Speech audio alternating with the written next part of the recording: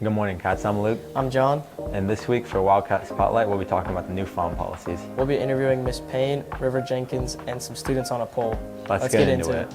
Hi, I'm Miss Payne. I'm an English teacher here at Rockbridge County High School, and we've actually been following the cell phone updates as they've been unfolding pretty closely. So we started last year looking into various articles about why cell phones aren't as good for students, and it unfolded into a book called The Anxious Generation by Jonathan Haidt.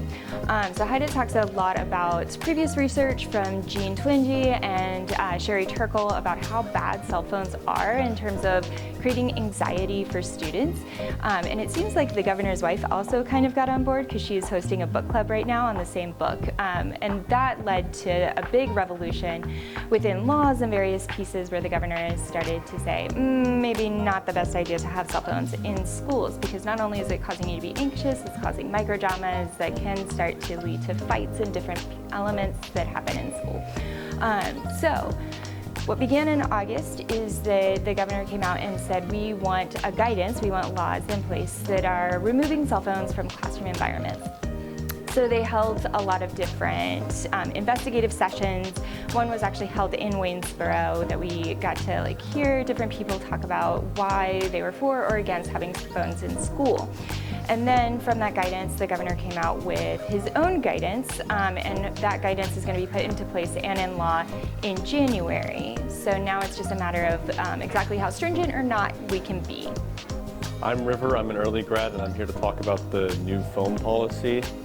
So at the beginning of the year, apparently we're going to get hit with a big change where phones are not supposed to be used during classes or during the school day at all.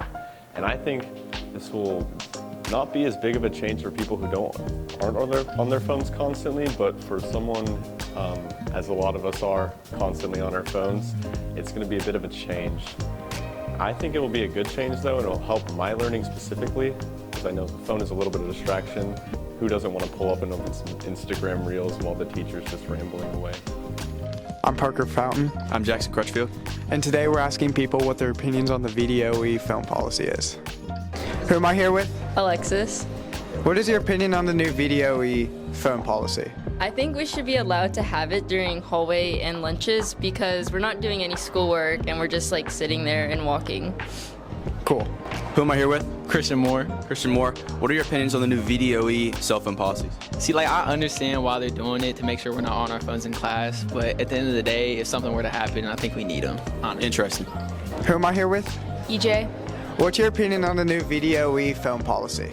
I understand my teachers don't want us to have our phones in class, but I still wish I could have mine throughout the day. Nice. I've been Luke. I've been John. Thanks for watching, Cats. See See you you later. later.